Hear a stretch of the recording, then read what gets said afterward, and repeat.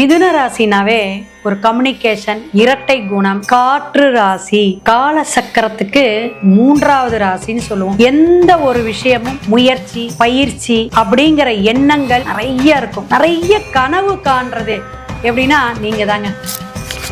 மிதுன ராசிக்கு பாத்தீங்கன்னா ரொம்ப ரொம்ப ஜெயிக்கக்கூடிய விஷயங்கள் இருந்தாலும் உபய ராசிம்பாங்க. இந்த உபய ராசி அப்படிங்கிறது அடுத்தவங்களுக்கு மட்டும் உபயோகமா இருக்கிறதுன்னு அர்த்தம். நீங்க உபயோகமா ஆகிறீங்களோ இல்லையோ, பார்த்தாதான் சுயநலமா இருக்க மாதிரியோ நம்மளையே அனுபவிக்கிற மாதிரி இருக்கும்.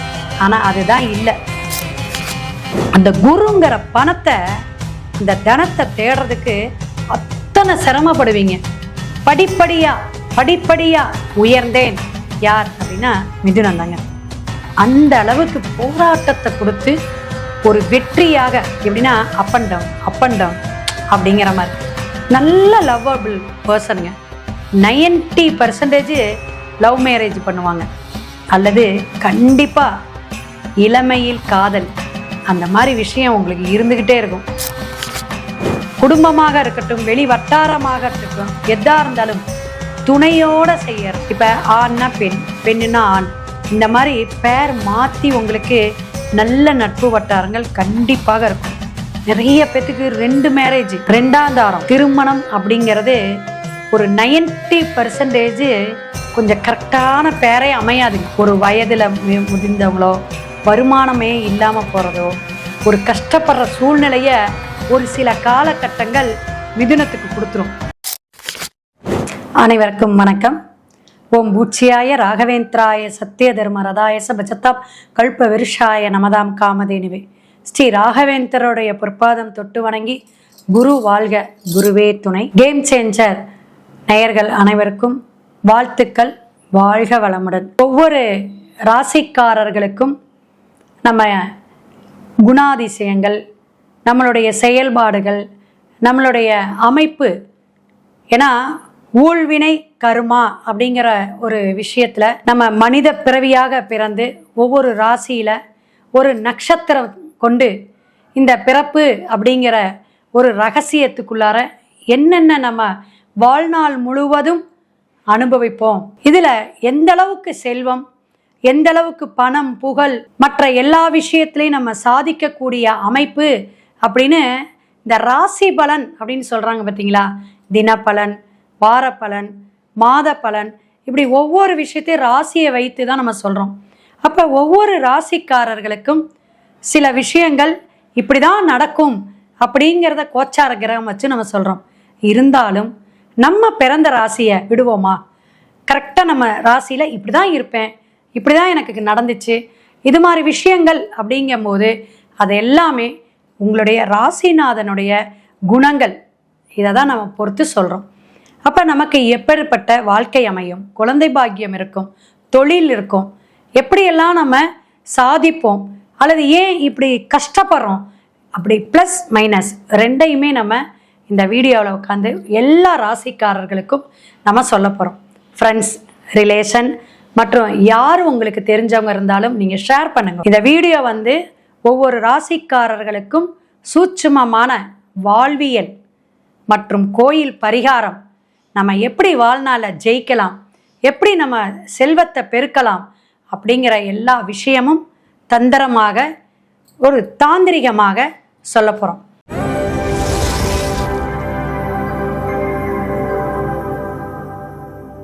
மிதுன ராசி. மிதுன ராசினாவே ஒரு கம்யூனிகேஷன், இரட்டை குணம், காற்று ராசி, கால சக்கரத்துக்கு மூன்றாவது ராசின்னு சொல்லுவோம். எந்த ஒரு விஷயமும் முயற்சி, பயிற்சி அப்படிங்கிற எண்ணங்கள் நிறைய இருக்கும். நிறைய கனவு காண்றது எப்படின்னா நீங்க தாங்க. எல்லாரையுமே அனுசரிச்சு போகணும். ஃபேமிலியா இருக்கட்டும், வெளி வட்டாரமாக இருக்கட்டும், எந்த ஒரு விஷயத்திலையும் இப்படி தொட்டிங்கன்னா அதுல எப்படியெல்லாம் நம்ம சாதிக்கலாம், என்னென்ன செய்யலாம், எப்படியெல்லாம் அதை நம்ம உருவாக்கலாம். இந்த ஆராய்ச்சி குணம் நிறைய, இந்த கதை, கட்டுரை, கற்பனை, கவிதை எல்லாமே இசை பாடலைனாலும் கேட்கறதுக்கு ரொம்ப ரொம்ப விருப்பப்படுவீங்க. அப்போ இந்த மகிழ்ச்சி, இந்த நகைச்சுவை, இது எல்லாமே உங்களுக்கு ரொம்ப நல்லா இருக்கும். மிதுன ராசிக்கு பார்த்தீங்கன்னா ரொம்ப ரொம்ப ஜெயிக்கக்கூடிய விஷயங்கள் இருந்தாலும் உபயராசிம்பாங்க. இந்த உபயராசி அப்படிங்கிறது அடுத்தவங்களுக்கு மட்டும் உபயோகமாக இருக்கிறதுன்னு அர்த்தம். நீங்கள் உபயோகமாக ஆகிறீங்களோ இல்லையோ, பார்த்தாதான் சுயநலமாக இருக்க மாதிரியோ நம்மளையே அனுபவிக்கிற மாதிரி இருக்கும். ஆனால் அதுதான் இல்லை. எத்தனை பாடுபடுறோமோ குடும்பத்துக்கோ, எத்தனை கஷ்டப்படுறோமோ அடுத்தவங்களுக்கு, நட்பு வட்டாரமாக இருக்கட்டும், சொந்தங்களாக இருக்கட்டும், ஆனால் நல்ல பேரே வராதுங்க மேடம். எனி டைம் திட்டு வாங்குவேன். பார்த்தீங்கன்னா நல்ல கேளுங்க, உங்களுடைய நட்சத்திரம்னு பார்த்தீங்கன்னா செவ்வாயுடைய நட்சத்திரம். என்னென்ன நட்சத்திரம் இங்கே இருக்குது அப்படின்னு பார்த்தீங்கன்னா 3 நட்சத்திரம் இருக்கும். செவ்வாயின்னு பார்த்தீங்கன்னா மிருகசீரிடம் 2 பாதங்களும், 3ஆம் பாதம் 4ஆம் பாதம், திருவாதிரை 4 பாதங்களும், புனர்பூசம் குருவுடைய பாதம் இதில் இருக்குது. ரொம்ப ரொம்ப விசேஷமானது என்னென்னா, இந்த திருவாதிரை இந்த ராகுவுடைய நட்சத்திரம் இருக்கிறதுனால என்னென்னா, அதனால அப்படிங்கிறத விட மக்கள் தொடர்பில், பத்திரிகை துறை, எழுத்துத்துறை ரொம்ப அலைச்சல்ங்க. இந்த அலைச்சல் சொல்கிறாங்க பார்த்தீங்களா, அங்கே போனேன் இங்கே போனேன், அடிக்கடி ட்ராவல் எல்லாமே உங்களுக்கு தாங்க. இருக்கா இல்லைங்களா? கமெண்ட் பாக்ஸில் போடுங்க. ஏன்னா அந்த அளவுக்கு நீங்கள் அந்த தேடுதல் அப்படிங்கிறது இருந்துக்கிட்டே இருக்கும். வருமானம் ஈற்ற அளவுக்கு செலவுகள் வந்துக்கிட்டே இருக்குங்க. 7ஆம் இடம் பாதகஸ்தானம். நல்லா கேட்டுக்கணும். உங்களுக்கு என்னதுங்க? 7ஆம் இடம் பாதகஸ்தானம். அந்த பாதகஸ்தானம் என்னன்னா குரு. அந்த குருங்கிற பணத்தை, அந்த தனத்தை தேடுறதுக்கு அத்தனை சிரமப்படுவீங்க. படிப்படியா உயர்ந்தேன். யார் அப்படின்னா மிதுனம் தாங்க. அந்த அளவுக்கு போராட்டத்தை கொடுத்து ஒரு வெற்றியாக, எப்படின்னா அப் அண்ட் டவுன் அப்படிங்கிற மாதிரி நல்ல லவ்வபிள் பர்சனுங்க. 90% லவ் மேரேஜ் பண்ணுவாங்க, அல்லது கண்டிப்பாக இளமையில் காதல், அந்த மாதிரி விஷயம் உங்களுக்கு இருந்துக்கிட்டே இருக்கும். ஏன்னா உங்களுக்கு அந்த மிதுனம்னாவே அந்த கவிதைன்னு சொன்னேன், இசைன்னு சொன்னேன். இந்த இசைத்துறையில் இருக்கிறவங்க, சினிமா துறையில் இருக்கிறவங்க, கலைத்துறையில் இருக்கிறவங்களாம் சாதிக்கக்கூடிய வல்லமை உண்டு மிதுனத்துலங்க. நல்லா கேட்டுக்குங்க. இந்த மிதுனம் இன்னொரு விஷயம் என்னென்னா, நல்ல ஒரு விளையாட்டு வீரராக ஒரு போல்டு இருக்கும். இவங்க கூட வந்தாவே அவங்க ஜெயிச்சிருவாங்க. இந்த தன்னம்பிக்கை கொடுக்குறது பார்த்தீங்களா, அது நீங்களுக்கு, உங்களை தவிர வேறு யாரும் கொடுக்க முடியாது. பார்த்துக்கலாம், அடுத்தவருக்கு ஜெயிச்சுக்கலாம், பார்த்துக்கலாம், நம்ம தானே, எப்படியா இருந்தாலும் நம்ம ஜெயிக்க வச்சுருவாங்கல்ல அப்படின்னு சொல்லக்கூடிய அளவுக்கு உங்களுக்கு அந்த தன்னம்பிக்கை, தைரியம் ஊட்டக்கூடியது நீங்கள் தாங்க.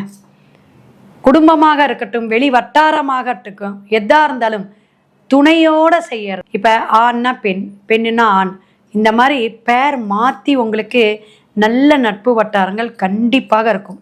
நிறைய பேத்துக்கு 2 மேரேஜ், 2ஆம் தாரம் திருமணம் அப்படிங்கிறது ஒரு 90% கொஞ்சம் கரெக்டான பேரே அமையாதுங்க. ஒரு வயதில் முதிர்ந்தவங்களோ, வருமானமே இல்லாமல் போகிறதோ, ஒரு கஷ்டப்படுற சூழ்நிலையை ஒரு சில காலகட்டங்கள் மிதுனத்துக்கு கொடுத்துரும்.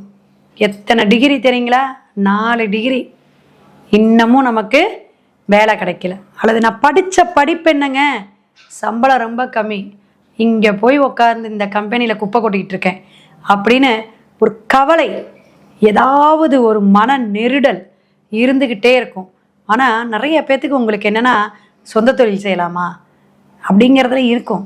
ஆனால் இந்த 10ஆம் இடம் என்னன்னா, உங்களுக்கு பல விஷயத்தை மாற்றத்தை கொடுக்கறதுக்கு அதுவும் பாதகாதிபதி. நல்லா கேட்டுக்கணும். எங்கே இருக்கிறாருங்க? குரு. அதனால் ரொம்ப ரொம்ப கவனமாக நீங்கள் சொந்த தொழிலில் ஜெயிக்கிறதுக்கு போராடணும். அப்போ நல்ல ஒரு அமைப்பில் இருக்கணும். மற்ற கிரகங்கள் இருக்கணும், நவாம்சம் நல்ல அமைப்பில் இருக்கணும். உங்களுடைய தசாபுத்தி நட்சத்திர சாரம் வாங்கி நடத்துது பார்த்தீங்களா? இப்போ சனி மகா திசையெல்லாம் மிருகசீரிடத்துக்கு பார்த்தீங்கன்னா 4ஆவது திசையாக வரும். அப்போ என்னென்னா, ஒரு மாரகத்தை கொடுக்கக்கூடிய அமைப்பு, அப்படி ஒரு வலி வேதனையை கொடுக்கக்கூடிய அமைப்பு, போராட்டத்தை கொடுக்கக்கூடிய அமைப்பு, ஒரு அறுவை சிகிச்சை நடத்தக்கூடிய அமைப்பெல்லாம் கொடுத்துரும். அப்போ என்ன, நமக்கு உடல் உபாதைகளை கொடுக்கும். நல்லா கேட்டுக்குங்க.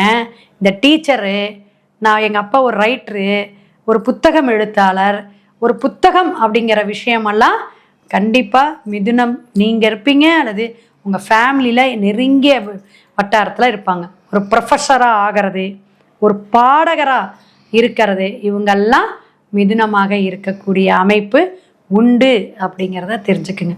அப்போ மிதுனத்துக்கு இந்த அளவுக்கு இருந்தாலும் நம்மளுடைய வாழ்க்கையில் பணம் பணம் சேமிப்பு சேமிப்பு கரையுங்க.